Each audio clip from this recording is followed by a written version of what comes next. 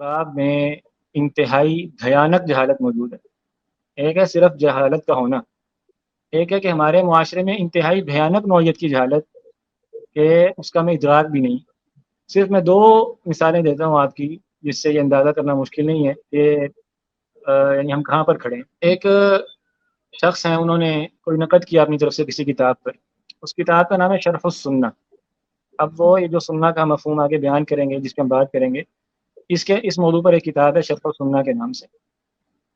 اچھا، وہ پڑھے لکھے آدمی ہیں اور سمجھدار ہیں، لیکن انہوں نے جب نقد کیا نا تو یعنی میں حیران ہو گیا اس بات پہ کہ انہوں نے اس پہ ایک بات لکھی۔ انہوں نے کہا کہ اس کتاب کا نام تو ہے شرح السنہ، لیکن اس میں کوئی حدیث ہے نہیں جس کی شرح کی گئی ہو۔ یعنی ان کو یہ لگا کہ سنت کا معنی صرف حدیث ہوتا ہے، قرآن و حدیث۔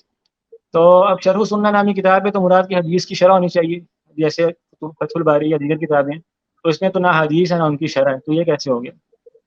اب یعنی یہ ایک عامی بندہ یہ بات نہیں کر رہا، یعنی کوئی عامی ہو، کوئی ابتدائی طالب علم ہو، یہ ایک ایسا شخص کی بات ہے جو متصدر ہے، جو لوگوں کو مسائل بتانے کے لیے اور ایک رہنما کی حیثیت سے معروف ہے۔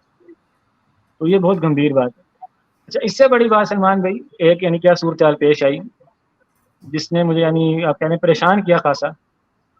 ایک بھائی سے میں گفتگو کر رہا تھا، انہوں نے گفتگو کے دوران کوئی بات ہوئی، میں نے ان کو کہا کہ آپ نے جو 8 سال یعنی پڑھا ہے، 7 8 سال جتنا بھی، آپ نے اہل سنت کے اصول نہیں پڑھے لگتا ہے۔ تو کہنے لگے لو یہ کیسے ہو سکتا ہے، میں نے 8 سال پڑھا اور آپ کہہ رہے ہیں مجھے اصولوں کا ہی نہیں پتا۔ تو میں نے ان سے کہا آپ نے کون سے اصول پڑھے، کون سی کتاب پڑھی ہے؟ کہنے لگے میں نے اصول تفسیر پڑھے، میں نے اصول حدیث پڑھے اور میں نے اصول فقہ پڑھے۔ ان کی کتابوں کے نام انہوں نے بتا دیے۔